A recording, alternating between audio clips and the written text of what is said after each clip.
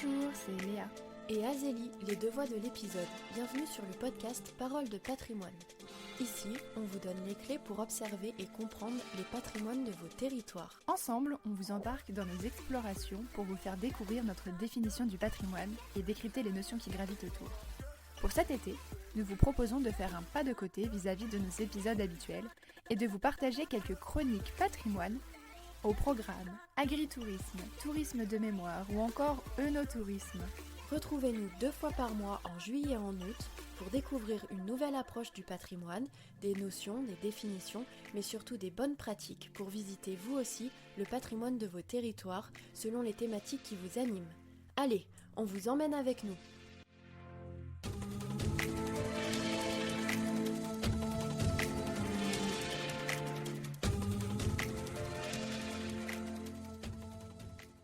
Bonjour et bienvenue dans ce format estival pour parler tourisme et patrimoine.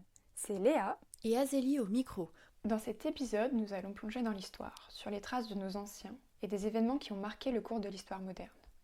Il s'agit ici de vous parler du tourisme de mémoire, de ce que cela veut dire, des moyens mis en place, des projets innovants créés dans le secteur, mais aussi des limites de ce type de tourisme qui renvoie à une histoire tragique et à la mort de milliers de personnes. Un épisode plus que nécessaire aujourd'hui pour se souvenir. Le tourisme de mémoire vise à transmettre ces pans de l'histoire pour sensibiliser et éviter que celle-ci se répète.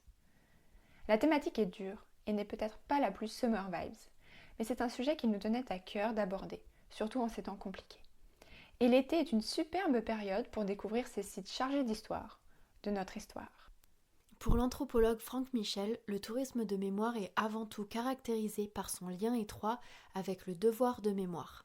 Faire mémoire, se recueillir et transmettre aux générations futures.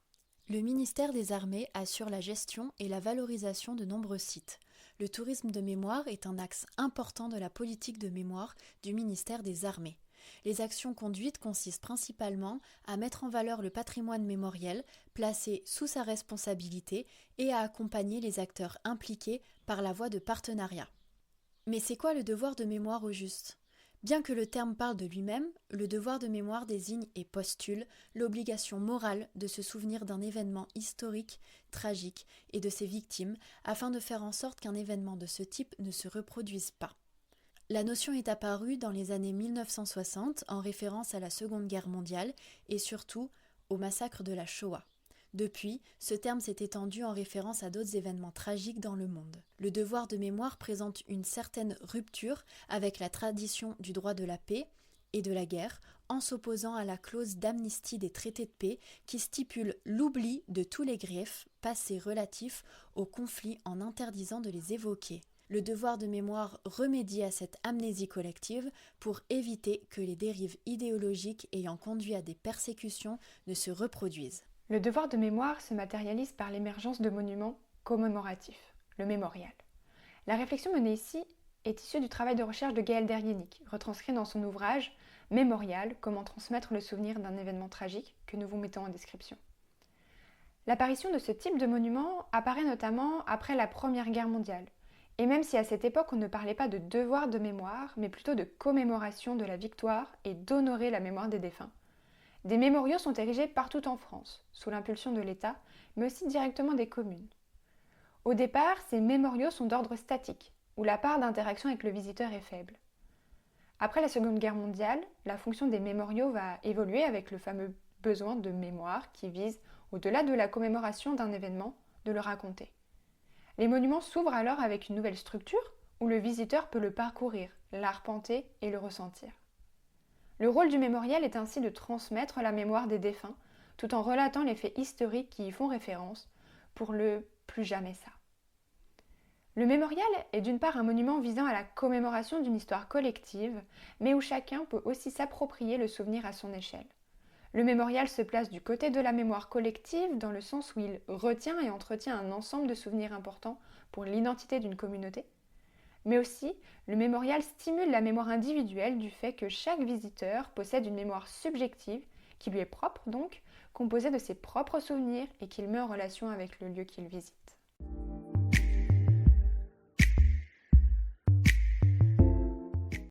Le travail de mémoire autour des grands conflits guerriers peut se caractériser en 3 phases principales.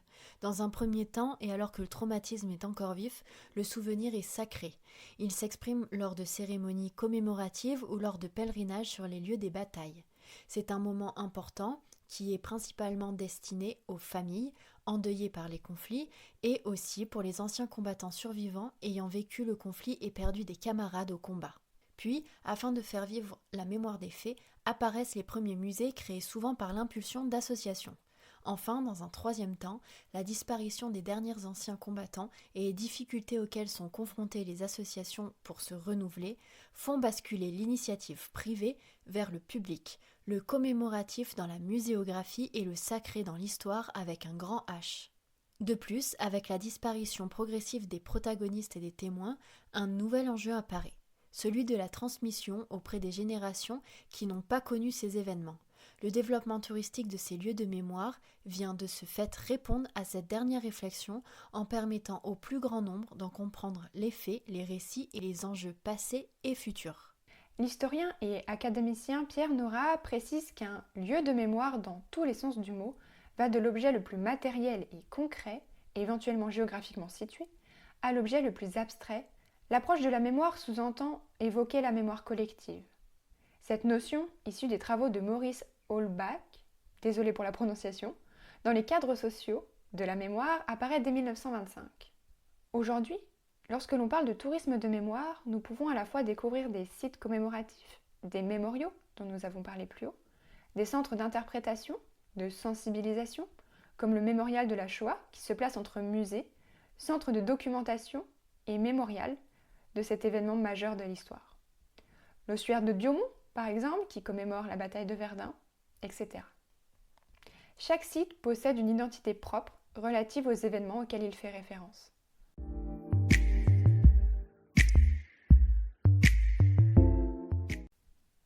Petit aparté.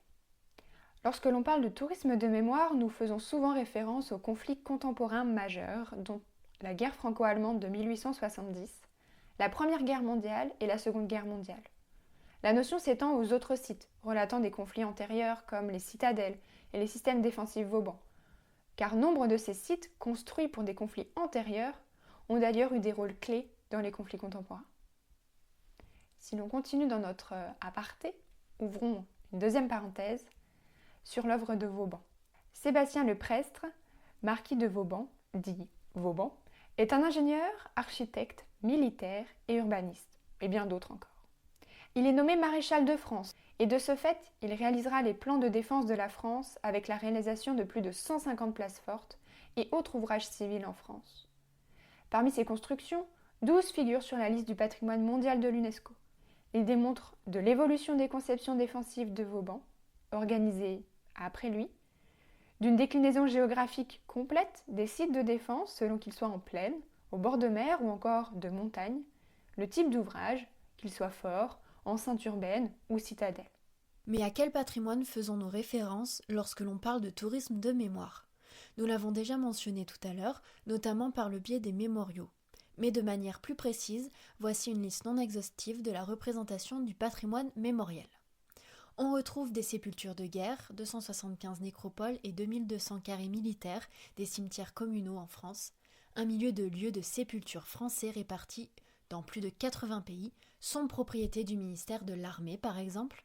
Il y a aussi des monuments historiques, des musées d'armes, des musées nationaux de mémoire. Le ministère des Armées possède un certain nombre de ces sites, dont 10 hauts lieux de la mémoire nationale, qui sont le cimetière national de Notre-Dame de Lorette dans le Pas-de-Calais, le cimetière national de Fleury-devant-Douaumont dans la Meuse, l'ancien camp de concentration de Natzweiler-Struthof dans le Bas-Rhin, le Mont Valérien dans les Hauts-de-Seine, le mémorial des martyrs de la déportation de l'île de la Cité à Paris, le mémorial de la prison de Montluc dans le Rhône, le mémorial du débarquement allié de Provence au Mont-Faron dans le Var, le mémorial des guerres en Indochine dans le Var, le mémorial de la guerre d'Algérie et des combats du Maroc et de la Tunisie à Paris, et enfin le monument aux morts en opération extérieure à Paris.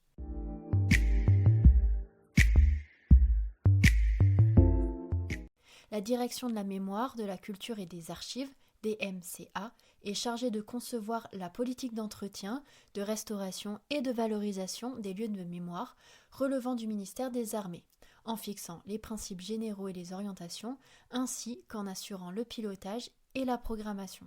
Petit à petit, une politique de développement vers des actions innovantes de valorisation du patrimoine mémorial voit le jour. Depuis 2004, le site internet Chemin de Mémoire invite le public à partir à la découverte de ce patrimoine d'une très grande diversité au moyen d'une carte interactive et de fiches historiques détaillées. Il met à la disposition des visiteurs un atlas des nécropoles par exemple. Il est aujourd'hui animé et alimenté par le réseau des musées et mémoriaux des conflits contemporains, que l'on nomme RMMCC, et par la direction de la mémoire, de la culture et des archives, que l'on nomme DMCA, pour répondre aux politiques menées par l'État concernant l'essor du tourisme de mémoire. Le réseau compte aujourd'hui 130 membres qui travaillent sur des synergies collectives quant au développement des sites de mémoire à l'échelon national et local pour promouvoir les équipements touristiques. Pour aller plus loin et pour dynamiser l'essor du tourisme, le ministère des Armées soutient les collectivités territoriales et les associations en finançant la création ou la modernisation d'équipements structurants. On peut penser au mémorial de Verdun par exemple avec leur visite en réalité virtuelle. Au dernier étage du site d'interprétation de la bataille de Verdun, face à la vue panoramique sur le site d'un des conflits majeurs de notre histoire, les visiteurs découvrent le site avant, pendant et après le conflit grâce à un casque de réalité virtuelle à 360 degrés. Ils se retrouvent au centre du paysage tel qu'il était il y a plus de 100 ans et suivent au fil des images l'évolution de ce même paysage jusqu'à nos jours. Le label Qualité Tourisme a même été adapté pour répondre spécifiquement aux enjeux relatifs au tourisme de mémoire, en cohésion avec le ministère en charge du tourisme et le ministère des Armées. Lorsque le label Qualité Tourisme était proposé aux musées, à l'hôtellerie et aux offices de tourisme, il a été entendu à la catégorie lieu de mémoire en créant un référentiel spécifique complété d'une charte éthique à laquelle doivent se référer les sites désireux d'obtenir ce label. Côté grand public, on retrouve certains labels ou distinctions qui permettent de retrouver des listes de sites à visiter sur cette thématique. De ce fait, plusieurs sites de mémoire de la Grande Guerre, 14-18, ont été classés au patrimoine de l'humanité. Ce sont 139 sites qui s'étendent sur le front ouest sur 700 km, qui sont inscrits au patrimoine mondial de l'UNESCO et qui témoignent de la volonté commune des diverses parties prenantes du conflit d'honorer la mémoire collective. Certains sites ont également une reconnaissance européenne, témoignant des conflits ayant marqué le continent. On peut également découvrir de nombreux sites inscrits dans l'inventaire Mérimée, la base de données du patrimoine monumental français, depuis laquelle vous pouvez retrouver un certain nombre de lieux et d'informations selon plusieurs filtres.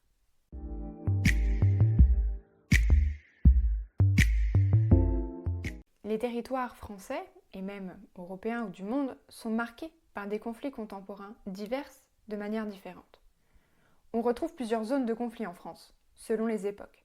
Tout d'abord, et sûrement le territoire le plus connu pour cela, la Normandie et ses côtes sur lesquelles se passa notamment la bataille de Normandie et le débarquement des Alliés lors de la Seconde Guerre mondiale.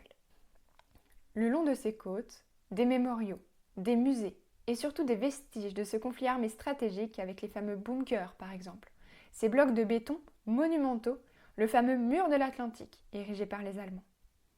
Plusieurs blocos se visitent aujourd'hui, accolés à des espaces de médiation ou associés à des musées, afin de comprendre les enjeux de ce conflit et les stratégies, l'organisation de ces lieux, etc. D'autres sites monumentaux ont marqué les territoires comme le blocos des Perlecs, dans le nord de la France, véritable usine de béton armé servant de site expérimental et de construction des missiles V1 et V2 des Allemands pendant la Seconde Guerre mondiale. Il s'agit du plus gros blocos d'Europe. De l'autre côté, à l'est de la France, ce sont plutôt des souvenirs, vestiges et marques de la Première Guerre mondiale que l'on peut découvrir. Avec le mémorial de Verdun, dont nous avons parlé plus haut, on retrouve aussi des marques de la Seconde Guerre mondiale avec les sites de déportés.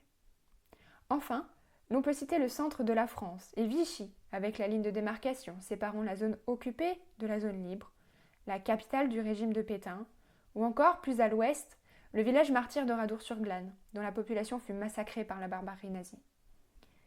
La valorisation touristique de ces sites permet de faire perdurer le travail de mémoire en permettant au plus grand nombre, petits et grands, initiés et amateurs, de découvrir l'histoire de ces conflits, d'honorer la mémoire des disparus et des victimes, et de continuer à faire perdurer le plus jamais ça. Dans certaines régions, le tourisme de mémoire constitue un complément de l'offre touristique traditionnelle. Dans d'autres, il devient structurant pour le territoire avec des chiffres de fréquentation relativement importants. Et malgré tout, ce travail de mémoire est plus que jamais nécessaire pour que l'histoire ne se répète pas. La montée de l'extrême droite en France et en Europe n'est pas anodine. Nos ancêtres l'ont vécu, la France y a goûté de la pire des manières. Rappelons-nous ce qu'extrême droite veut dire, c'est notre devoir de mémoire. On ne peut pas célébrer les 80 ans du débarquement et soutenir ce parti dont la réputation n'est plus à faire. La haine ne doit plus jamais prendre le pouvoir. Aussi, la France est en paix aujourd'hui, mais combien d'autres pays ne le sont pas? Nous voulions accorder une pensée pour tous ces peuples opprimés par la haine et le conflit, avec une minute de silence.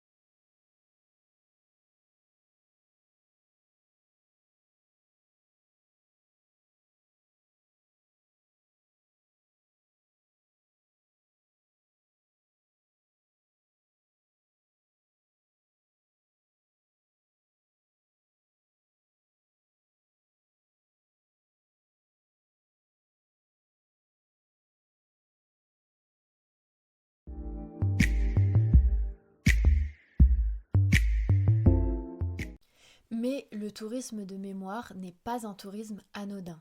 En effet, il s'agit de se demander si se déplacer sur les lieux touchés par un désastre humain pourrait aussi relever d'une curiosité morbide, voire malsaine. Si on reprend le sens du mot tourisme, on parle d'activité de loisir, mais se rendre sur des sites marqués par l'horreur humaine peut-il s'apparenter à une activité de loisir ?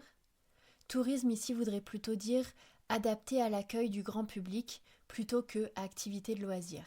La question se pose alors de l'équilibre entre exploitation d'un site touristique et respect dû à un lieu sensible. Il en va surtout du comportement des personnes visitant ces lieux. On peut voir les déboires causés par certains sur ces sites de mémoire, surtout par la traditionnelle photo instagrammable pour dire j'y étais, avec un selfie rayonnant devant le camp d'Auschwitz. La fameuse photo sur les rails. Est-ce le lieu adapté pour sa nouvelle photo de profil ? Ces sites, bien que ouverts à tous, sont des lieux de mémoire pour ne pas oublier, pour s'instruire, pour se recueillir. Une grande partie de sensibilisation des populations est à faire pour que le mot tourisme de mémoire ne veuille pas dire loisir sur les sites en question. On ne se comporte pas de la même manière devant la Tour Eiffel que devant ou dedans un cimetière de soldats. Pour autant, le tourisme de mémoire n'est pas nouveau. Dès la fin de la Première Guerre mondiale, le site de Verdun voit arriver des visiteurs désireux de découvrir les sites des combats. Des guides de visite voient le jour, avec notamment le guide Michelin qui répertorie l'histoire et les sites des conflits. Ceci entraînant le développement de l'offre hôtelière localisée pour accueillir ces nouveaux arrivants sur le territoire. De même, après la Seconde Guerre mondiale, le camp de Nathweiler-Struthof faisait partie d'une série de visites que beaucoup se devaient d'effectuer, au même titre que le Mont Saint-Michel. Si vous décidez de visiter ces sites, assurez-vous de le faire pour des bonnes raisons. Respectons la mémoire des lieux.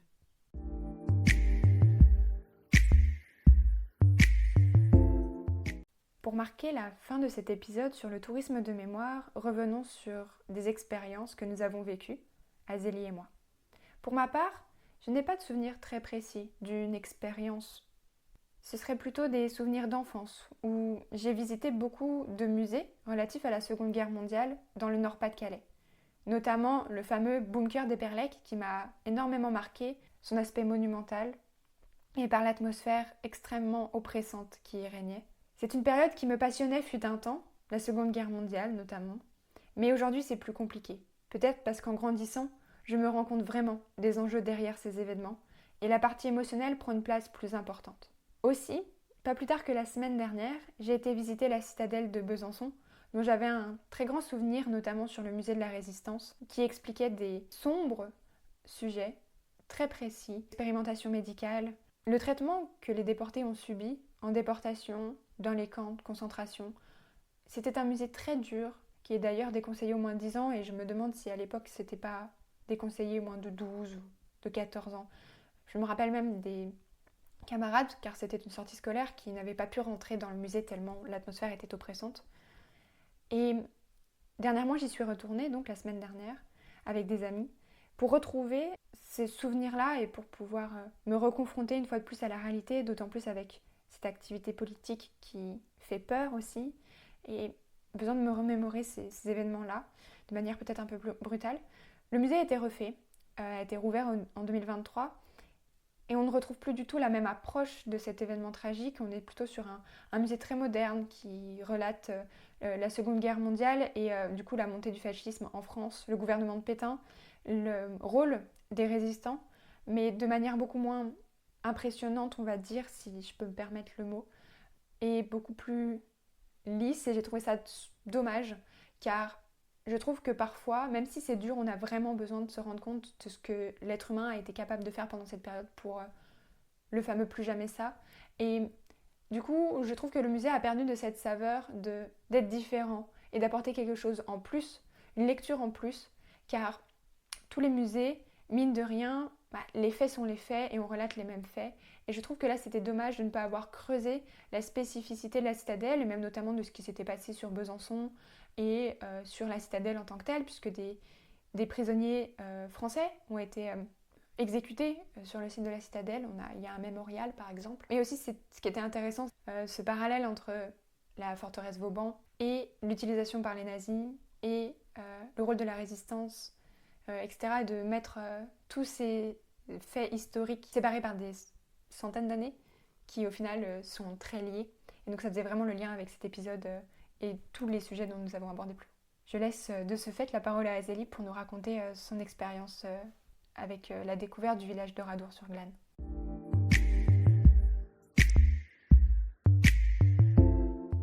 Il en vient mon tour de faire un retour d'expérience. En effet, la partie émotionnelle prend souvent une place plus importante lorsque l'on grandit. Je ne suis pas loin du village d'Oradour-sur-Glane, tristement célèbre pour son massacre. Au lendemain de la fin de la Seconde Guerre mondiale, les nazis, voulant se venger de leur défaite, ont massacré tout sur leur chemin du retour. Vous connaissez probablement cette histoire, mais ce petit village de la Haute-Vienne a été témoin de scènes d'horreur sans nom. À 22 km de Limoges, Oradour est connu du monde entier pour porter les traces d'un massacre de sa population par une unité de la Waffen-SS ayant tout prémédité le 10 juin 1944. Outre les massacres à la chaîne des hommes du village, les femmes et les enfants ont été enfermés dans l'église afin de les faire brûler vifs. Une seule femme est rescapée et en tout et pour tout, ce sont 350 femmes et enfants qui périront dans l'église et plus de 180 hommes et jeunes garçons qui seront exécutés. Lors de notre visite à Oradour, mes parents, ma meilleure amie et moi, nous avions ressenti cette pesanteur et cette lourdeur de cet endroit. Nous n'avions qu'un peu plus de 10 ans, toutes les deux, mais je me souviendrai toute ma vie des larmes de mon père en contemplant les restes de cette église. Je vous laisse aller chercher plus loin sur le sujet l'unique témoignage de Marguerite Roufranche, rescapée de l'église. Je n'ai pas le courage de vous l'énoncer ici. Ces lieux de mémoire sont extrêmement prenants. Plus on grandit, plus on se rend compte de l'horreur et nous sommes tous responsables de ce que nous condamnons du passé afin que certains actes ne se reproduisent plus jamais.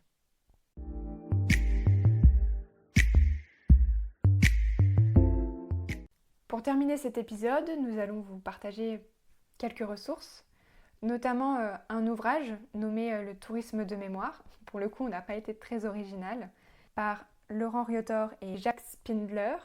Aussi, nous vous en avons parlé. Il y a le mémoire de Gaël Deryennik qui a travaillé sur la scénographie notamment et donc sur le mémorial comme moyen de transmettre le souvenir. Dernièrement, j'ai découvert les vidéos de Mamie Twink, Histoire de guerre, avec notamment la vidéo sur le régime de Vichy, le rôle de Pétain dans la collaboration. Je vous invite à écouter ces vidéos, à découvrir ces vidéos qui sont extrêmement bien faites, bien réalisées, qui nous permettent de creuser des aspects de l'histoire en fait, tout simplement.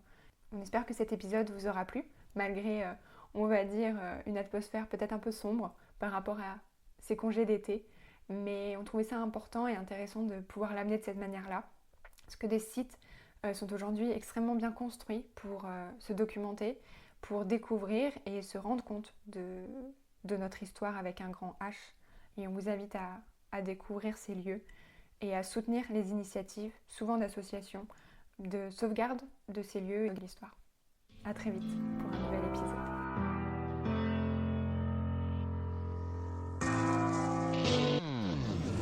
Nous espérons que ce nouvel épisode vous aura plu. N'hésitez pas à venir en discuter avec nous sur notre compte Instagram Parole de Patrimoine et à le partager autour de vous. Pour nous aider, nous vous invitons à laisser votre avis et à noter le podcast 5 étoiles sur Apple Podcast et Spotify et à vous abonner. N'hésitez pas à nous solliciter si vous souhaitez que l'on aborde un sujet en particulier ou que vous souhaitez partager votre expertise. C'était Léa et Azélie, fondatrices de l'agence de communication et de médiation du patrimoine Parole de Patrimoine. Nous accompagnons les acteurs du patrimoine et de la culture dans la valorisation de leur histoire locale grâce aux nouveaux outils digitaux et à des stratégies impactantes auprès du grand public. Si le format podcast vous plaît et que vous souhaitez collaborer sur un sujet particulier, on en discute pour l'inclure dans votre stratégie de développement. Retrouvez toutes nos informations de contact en description. À très bientôt!